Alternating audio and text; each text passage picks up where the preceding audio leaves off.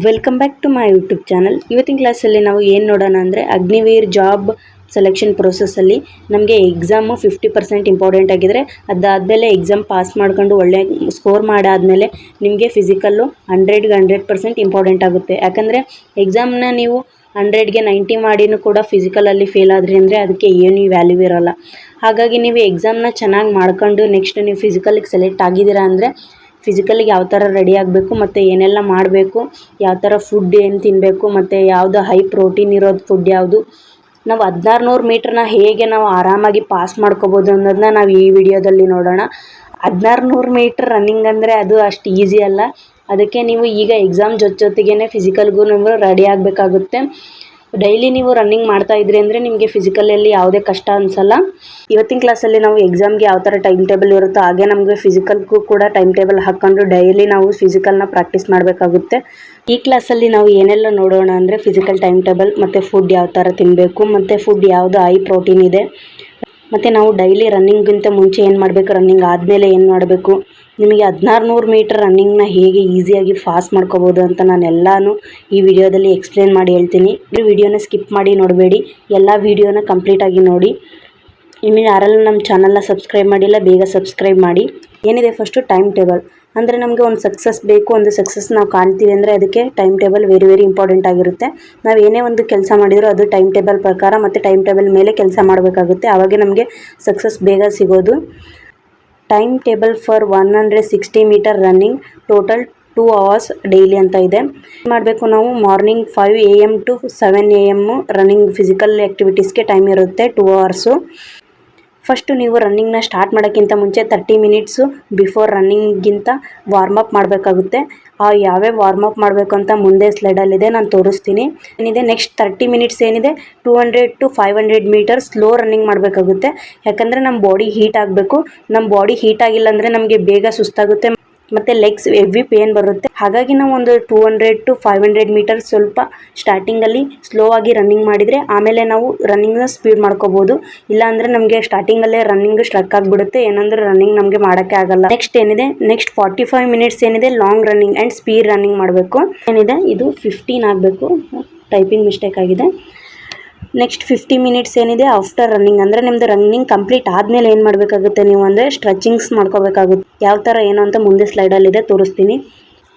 ಇನ್ನು next running ಅಂತ ಬಂದರೆ ಗ್ರೌಂಡ್ ಬೆಸ್ಟಾ ಮತ್ತು ರೋಡ್ ಬೆಸ್ಟಾ ಅಂತ ಕೇಳಿದರೆ ನಮಗೆ 1600 ಮೀಟ್ರ್ ಆರ್ಮಿ ಈ ಅಗ್ನಿವೀರಲ್ಲಿ ನಮಗೆ ಗ್ರೌಂಡಲ್ಲೇ ರನ್ನಿಂಗ್ ಮಾಡಿಸೋದು. SSC GD ಥರ ನಮಗೆ ರೋಡಲ್ಲಿ ರನ್ನಿಂಗ್ ಬಿಡಲ್ಲ. ಹಾಗಾಗಿ ನೀವು ಗ್ರೌಂಡಲ್ಲೇ ರನ್ನಿಂಗ್ನ ಪ್ರಾಕ್ಟೀಸ್ ಮಾಡಿದರೆ ವೆರಿ ಬೆಸ್ಟ್ ಅಂತ ಹೇಳ್ತೀನಿ.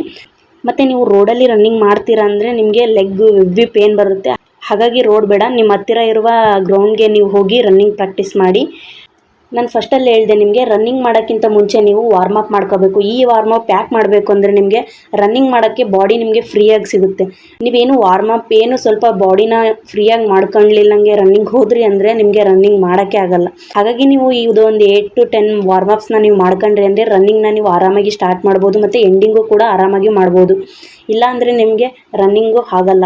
ಅದು ಕಡಿಮೆ ಅಲ್ಲಲ್ಲ, ಒಂದು 500-800 ಮೀಟರ್ಸ್ ಆದರೆ ಅದು ಒಂಥರ ಒಂದು 1600 ಮೀಟರ್ಸ್ ಅಂದರೆ ನೀವು ಇವನ್ನೆಲ್ಲ ಕಂಪಲ್ಸರಿ ಫಾಲೋ ಮಾಡಲೇಬೇಕಾಗುತ್ತೆ. ಇನ್ನು ನೆಕ್ಸ್ಟ್ ಏನಿದೆ ಡೈಲಿ ಮಾರ್ನಿಂಗ್ 1 ಟೈಮ್ ರನ್ನಿಂಗ್ ಮಾಡಬೇಕಾಗುತ್ತೆ. ನೀವು ಮಾರ್ನಿಂಗ್ ಆದರೂ ಮಾಡಿರಿ, ಈವ್ನಿಂಗ್ ಆದರೂ ಮಾಡಿರಿ, ಡೈಲಿ 1 ಟೈಮ್ ಅಷ್ಟೇ ನೀವು ರನ್ನಿಂಗ್ ಮಾಡಬೇಕಾಗುತ್ತೆ. ಇನ್ನು ಈವ್ನಿಂಗ್ ಏನು ಮಾಡಬೇಕಾಗುತ್ತೆ ಅಂದರೆ ಇದು ಗರ್ಲ್ಸ್ಗೆ, ಎಸ್ಪೆಷಲಿ ಗರ್ಲ್ಸ್ಗೆ ನೀವು ಡೈಲಿ ಮಾರ್ನಿಂಗ್ ರನ್ನಿಂಗ್ ಮಾಡಿ ಬಂದ್ರಿ ಅಂದರೆ ಮತ್ತು ಈವ್ನಿಂಗ್ ಏನು ಮಾಡಬೇಕಾಗುತ್ತೆ ಅಂದರೆ ಒಂದು 500 to 1000ನ ನೀವು ಸ್ಲಿಪ್ಪಿಂಗ್ ಮಾಡಬೇಕಾಗುತ್ತೆ. ಈ ಸ್ಲಿಪ್ಪಿಂಗ್ ಮಾಡೋದ್ರಿಂದ ನಿಮಗೆ ಹೆವಿ ಹೈಟ್ ಕಮ್ಮಿ ಇತ್ತು ಅಂದರೂ ಕೂಡ ಹೈಟ್ ಇನ್ಕ್ರೀಸ್ ಆಗುತ್ತೆ ಮತ್ತು ನಿಮ್ಮ ಬಾಡಿನೂ ಚೆನ್ನಾಗಿರುತ್ತೆ. ನಿಮಗೆ ರನ್ನಿಂಗ್ ಮಾಡೋಕ್ಕೂ ಬಾಡಿ ಸಪೋರ್ಟ್ ಮಾಡುತ್ತೆ. ಓಕೆ, ನೆಕ್ಸ್ಟ್ ಏನಿದೆ daily night 1 time leg oil massage. ಅಂದರೆ ನೀವು ರನ್ನಿಂಗ್ ಮಾಡಿರ್ತೀರ, ನಿಮಗೆ ಫಸ್ಟ್ ಸ್ಟಾರ್ಟಿಂಗಲ್ಲಿ ಇವಾಗ ರನ್ನಿಂಗ್ ಸ್ಟಾರ್ಟ್ ಮಾಡಿದ್ದೀರಾ ಅಂದರೆ ಲೆಗ್ ಹೆವಿ ಪೇನ್ ಬರುತ್ತೆ. ಇದು ಶೀನ್ ಪೇನ್ ಅಂತಾರೆ. ಇದನ್ನಿದೆ ಮೊಣಕಾಲು ಕೆಳಗೆ ಹೆವಿ ಪೇನ್ ಅಂದರೆ ಹೆವಿ ಪೇನ್ ಬರುತ್ತೆ. ಆ ಪೇನ್ ರನ್ನಿಂಗ್ ಮಾಡಿದವ್ರಿಗೆ ಗೊತ್ತು. ಹಾಗಾಗಿ ನೀವು ಏನಿದೆ ಮನೇಲಿ ಸಿಗೋ ನಾರ್ಮಲ್ ಹಾಲು ಕೊಕೊನಟ್ ಆಯಿಲ್ ಸಿಗುತ್ತಲ್ಲ ಅದನ್ನೇ ಸ್ವಲ್ಪ ನೀವು ಕಾಲಿಗೆ ಹಾಕ್ಕೊಂಡು ಅದು ಮೊಣಕಾಲು ಕೆಳಗೆ ಮತ್ತು ಮೊಣಕಾಲಿಗೆ ಹಾಕ್ಕೊಂಡು ಸ್ವಲ್ಪ ಮಸಾಜ್ ಮಾಡ್ಕೊಂಡ್ರಿ ಅಂದರೆ ನಿಮಗೆ ಕಾಲು ಸ್ವಲ್ಪ ಆರಾಮ್ ಅನಿಸುತ್ತೆ. ನೆಕ್ಸ್ಟ್ ಡೇ ನೀವು ಆರಾಮಾಗಿ ಮತ್ತೆ ಫಿಸಿಕಲ್ಗೆ ಹೋಗ್ಬೋದು. ನಿಮಗೆ ಪೇನ್ ಬಂತು, ನಿಮಗೆ ಕಾಲು ನೋವು ಬಂತು ಅಂದರೆ ನೆಕ್ಸ್ಟ್ ಡೇ ಎದ್ದು ನೀವು ಫಿಸಿಕಲ್ಗೆ ಹೋಗಲ್ಲ. ಹಾಗಾಗಿ ನೀವು ನೆಕ್ಸ್ಟ್ ಡೇ ರನ್ನಿಂಗ್ ಹೋಗಬೇಕು ಅಂದರೆ ನೀವು ಅದರ ಹಿಂದಿನ ದಿನ ನೈಟ್ ಏನಿದೆ ನೀವು ಆಯಿಲ್ ಹಾಕಿ ಕಾಲನ್ನ ಆರಾಮ್ ಮಾಡ್ಕೊಂಡೇ ಇರಬೇಕು. ನೆಕ್ಸ್ಟ್ ಏನಿದೆ ನೆಕ್ಸ್ಟ್ ನೀವು ಡೇಗೆ ಒಂದು 4 to 5 ಲೀಟರ್ಸ್ ನೀರು ಕುಡಿಬೇಕಾಗುತ್ತೆ. ನೀವು ನೀರು ಕುಡಿದ್ರಿ ಅಂದರೆ ನಿಮ್ಮ ಬಾಡಿ ಫುಲ್ ಚೆನ್ನಾಗಿರುತ್ತೆ. ನೀವು ನೀರು ಎಷ್ಟು ಕುಡಿತೀರಾ ನೀವು ಅಷ್ಟೇ ಚೆನ್ನಾಗಿ ಹೆಲ್ತಿಯಾಗಿರ್ತೀರ. ಇನ್ನು ನೆಕ್ಸ್ಟ್ ಒಂದೊಂದು ಡೈಲಿ ಬನಾನಾ ತಿನ್ನಬೇಕಾಗುತ್ತೆ. 1 ಗ್ಲಾಸ್ ಮಿಲ್ಕ್ ಕುಡಿಬೇಕಾಗುತ್ತೆ. ಇದ್ರೆ ತಿನ್ನಿ, ಇಲ್ಲ ಅಂದ್ರೆ ಓಕೆ. ಮಿಲ್ಕ್ ಅಂತೂ ಎಲ್ಲರ ಮನೆಯಲ್ಲೂ ಇರುತ್ತೆ. ಸ್ವಲ್ಪ ಒಂದು ಟೀ ಕುಡಿಯೋ ಕಪ್ಪಿಲ್ಲಾದರೂ ಅಷ್ಟಾದರೂ ನೀವು ಕುಡೀರಿ. ನೆಕ್ಸ್ಟು ಒಂದು ಎಗ್ನ ಬೇಯಿಸ್ಕೊಂಡು ತಿನ್ಬೇಡ್ರಿ, ಎಗ್ನ ಹಸಿದೇ ಕುಡೀರಿ. ಇನ್ನು ನೆಕ್ಸ್ಟ್ ಏನಿದೆ, ನೀವು ರನ್ನಿಂಗ್ ಮಾಡ್ತಿದ್ದೀರಾ ಅಂದರೆ ನಿಮಗೆ ಬಾಡಿ ಸಪೋರ್ಟ್ ಮಾಡಬೇಕು, ನಿಮ್ಮ ಬಾಡಿ ಹೆಲ್ತಿ ಆಗಿರಬೇಕು, ಮತ್ತು ನಿಮ್ಮ ಬಾಡಿ ಮತ್ತು ಬೋನ್ಸ್ ಎಲ್ಲ ನಿಮಗೆ ಗಟ್ಟಿ ಆಗಬೇಕು ಅಂದರೆ, ಮಸಲ್ಸ್ ಬೋನ್ಸು ನಿಮಗೆ ಸ್ಟ್ರಾಂಗ್ ಆಗಬೇಕಂದ್ರೆ ನೀವು ಮಾಡಬೇಕಾಗಿರೋದು ಇಷ್ಟೇ. ಈ 5 ಐಟಮ್ಸ್ನ ನೀವು ಕಂಪಲ್ಸರಿ ತಿನ್ನಲೇಬೇಕಾಗುತ್ತೆ. ಏನಿದೆ, ಫಸ್ಟು ಬೆಲ್ಲ. ಎಲ್ಲರ ಮನೆಯಲ್ಲೂ ಇದ್ದೇ ಇರುತ್ತೆ ಬೆಲ್ಲ. ಸ್ವಲ್ಪ ಬೆಲ್ಲ ಮತ್ತು ಅದ್ರ ಜೊತೆ ಒಣ ಕೊಬ್ಬರಿ. ಇದು ಹಸೇದಂತರೂ ತಿನ್ನಕ್ಕೆ ಹೋಗಬೇಡಿ, ಒಣ ಕೊಬ್ಬರಿ ತಿನ್ನಬೇಕು. ಇನ್ನು ನೆಕ್ಸ್ಟ್ ಏನಿದೆ, ಇದು ಕಡಲೆಕಾಳು ಇದು ನೆಕ್ಸ್ಟ್ ಶೇಂಗಾ ಬೀಜ, ನೆಕ್ಸ್ಟ್ ಇದು ಹೆಸರು ಕಾಳು.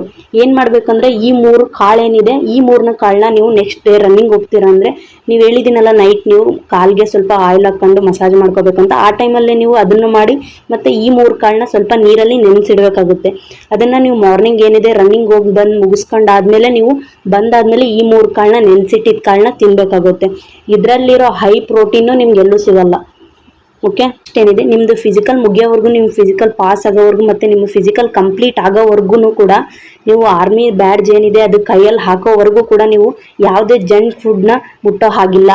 ಜಂಕ್ ಫುಡ್ನ ನೀವು ಮುಟ್ಟಿದ್ರಿ ಮುಗೀತು. ಏನು ಗೊತ್ತಾ, ಬೇಕ್ರಿ ಐಟಮ್ಸ್ ಮಾತ್ರ ತಿನ್ನೋಕ್ಕೆ ಹೋಗಬೇಡಿ. ನೀವು ಏನಾದರೂ ಒಂದ್ಸಲ ಬೇಕ್ರಿ ಐಟಮ್ಸಿಂದ ನಿಮ್ಮ ಬಾಡಿ ವೇಟ್ ಮಾಡ್ಕೊಂಡಿದ್ರಿ ಅಂದರೆ ಅದನ್ನು ನೀವು ಕಡಿಮೆ ಮಾಡೋದು, ವೇಟ್ ಲಾಸ್ ಮಾಡೋದು ಎವ್ವಿ ಅಂದರೆ ಎವ್ವಿ ಕಷ್ಟ ಆಗುತ್ತೆ. ಹಾಗಾಗಿ ನೀವು ಏನಿದೆ ನಿಮ್ಮದು ರನ್ನಿಂಗು ಮತ್ತು ಕಂಪ್ಲೀಟ್ ಆಗೋವರೆಗೂ, ಪಾಸ್ ಆಗೋವರೆಗೂ ನೀವು ಯಾವುದೇ ಥರ ಹೊರಗಿನ ಫುಡ್ಡು ಮುಟ್ಟೋಕ್ಕೆ ಹೋಗಬೇಡಿ. ಇನ್ನು ನೆಕ್ಸ್ಟ್ ಫಿಸಿಕಲ್ಗೆ ಏನೇನು ಇಂಪಾರ್ಟೆಂಟ್ ಐಟಮ್ಸ್ ಬೇಕು ಅಂತ ನೋಡೋದಾದರೆ, ನೀವು ಹುಡುಗಿರಿಗೆ ನೀವು ನಿಮ್ಮ ಸೇಫ್ಟಿಗೋಸ್ಕರ ನೀವು ಹಾಕಿರೋ ಟೀ ಶರ್ಟ್ ಮೇಲೆ ಈ ಥರ ಒಂದು ಜಾಕೆಟ್ ಹಾಕಬೇಕಾಗುತ್ತೆ. ಸ್ವಲ್ಪ ಲಾಂಗಾಗೇ ಇರಲಿ ಜಾಕೆಟು.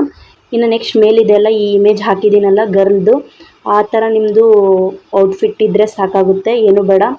ಅದು ಒಂದು ನಾರ್ಮಲ್ ಟೀ ಶರ್ಟ್, ಇದ್ರ ಮೇಲೆ ಈ ಜಾಕೆಟ್ ಹಾಕ್ಕೊಳ್ಳಿ.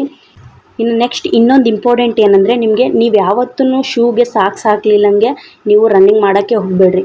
ಯಾಕಂದರೆ ನಿಮ್ಮ ಕಾಲಲ್ಲಿರೋ ಸ್ಕಿನ್ನು ಡ್ಯಾಮೇಜ್ ಆಗೋ ಸಾಧ್ಯತೆ ಜಾಸ್ತಿ ಇರುತ್ತೆ. ಹಾಗಾಗಿ ನೆಕ್ಸ್ಟ್ ಏನಂದರೆ, ನಿಮಗೆ ಒಂದು ಟೈಮಿಂಗ್ ವಾಚ್ ಬೇಕಾಗುತ್ತೆ.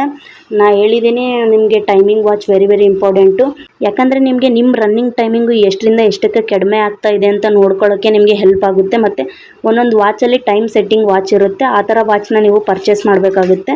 ಇನ್ನು ನೆಕ್ಸ್ಟ್ ನೀವು ಗ್ರೌಂಡ್ಗೆ ಹೋಗುವಾಗ ಸ್ಕಿಪ್ಪಿಂಗ್ ಕೂಡ ತೊಗೊಂಡು ಹೋಗ್ತೀರಾ ಅಂದರೆ, ನಿಮಗೆಲ್ಲ ಈ ಐಟಮ್ಸ್ ಏನಿದೆ, ಬಾಟಲ್ ಮತ್ತು ಸ್ಕಿಪ್ಪಿಂಗ್, ನಿಮ್ಮದು ಏನೇ ಇರಲಿ, ನಿಮ್ಮ ಮೊಬೈಲ್ಸ್ ಮತ್ತು ಅದನ್ನೆಲ್ಲ ಇಡೋಕ್ಕೆ ಒಂದು ಬ್ಯಾಗ್ ಬೇಕಾಗುತ್ತೆ. ಈ ಥರ ಸ್ಮಾಲ್ ಬ್ಯಾಗು ನಿಮಗೆ ಮೇಶೋ ಆರ್ ಫ್ಲಿಪ್ಕಾರ್ಟಲ್ಲಿ ಸಿಗುತ್ತೆ. 200 ರೂಪೀಸ್ ಇದೆ ಈ ಬ್ಯಾಗು. ನೀವು ಈ ಬ್ಯಾಗ್ನ ಪರ್ಚೇಸ್ ಮಾಡಿ. ನನ್ನ ಈ ಕ್ಲಾಸು ನಿಮಗೆ ಎಲ್ಲ ಯೂಸ್ಫುಲ್ ಆಯಿತು ಅಂತ ನಾನು ಅಂದ್ಕೊಂಡಿದ್ದೀನಿ.